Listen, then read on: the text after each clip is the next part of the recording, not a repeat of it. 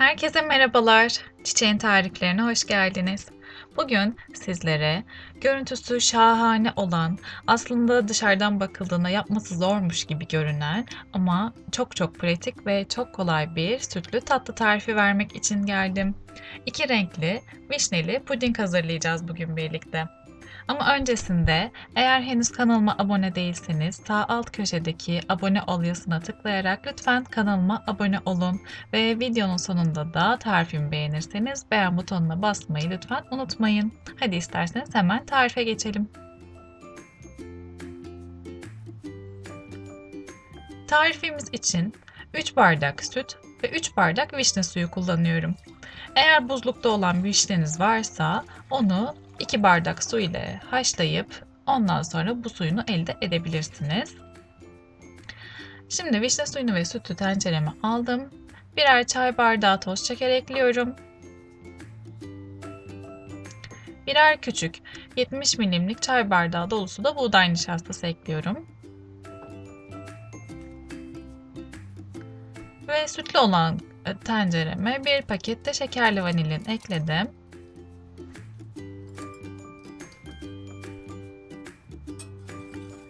Şimdi bütün malzemeleri karıştırarak iki tenceredeki pudinglerimiz de kaynayana kadar karıştırarak pişirmeye devam ediyoruz.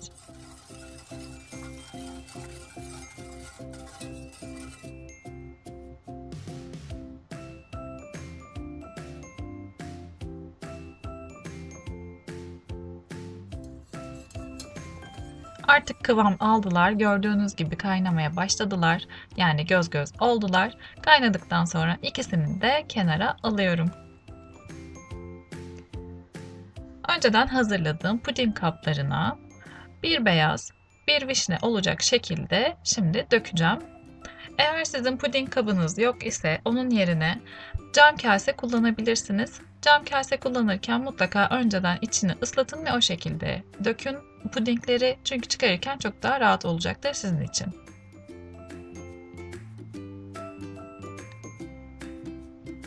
İlk önce taban renklerini döktüm pudinglerin. Onlar böyle biraz soğuyup hafif kabuklanana kadar ben diğerlerinin tabanlarını döküyorum.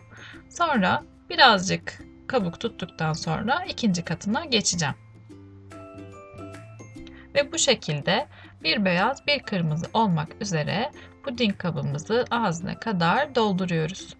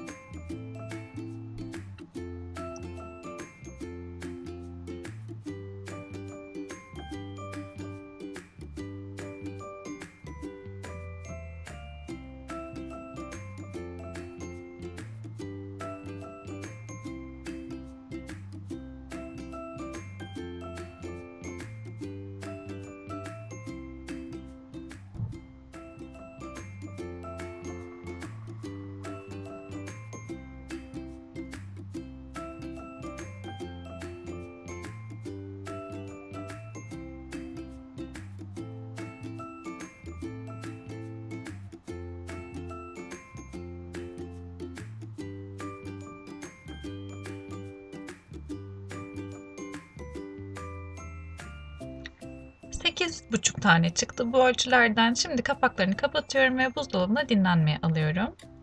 Buzdolabında dinlendikten sonra bir tabağa ters çeviriyorum pudinglerimi. Bu kullandığım kapların en güzel özelliği arkasındaki bu küçük pembe kapakları çıkardığımız zaman içerisindeki puding rahatlıkla tabağa çıkıyor. Sütlü tatlılar için oldukça pratik bir kalıp. Sizin de böyle bir kalıp almanızı tavsiye ederim.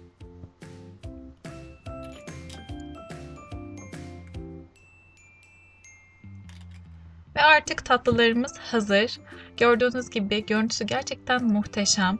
Bu kadar pratik bir şekilde hazırladığınıza asla inanmayacakları bir tatlı oluyor kesinlikle. Ve istediğiniz gibi süsleyerek servis edebilirsiniz. Ben beyaz drajelerle birlikte süsledim ve o şekilde servis ediyorum.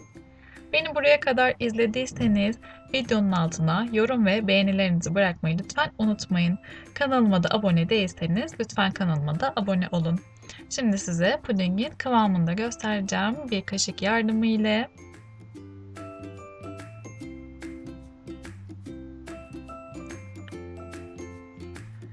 Bakın şöyle tam kıvamında, ne çok katı ne de çok cıvık. Gerçekten tam kıvamında bir puding oluyor. Deneyeceklere şimdiden afiyet olsun diyorum. Yeni tariflerde, yeni videolarda görüşmek dileğiyle. Hoşça kalın.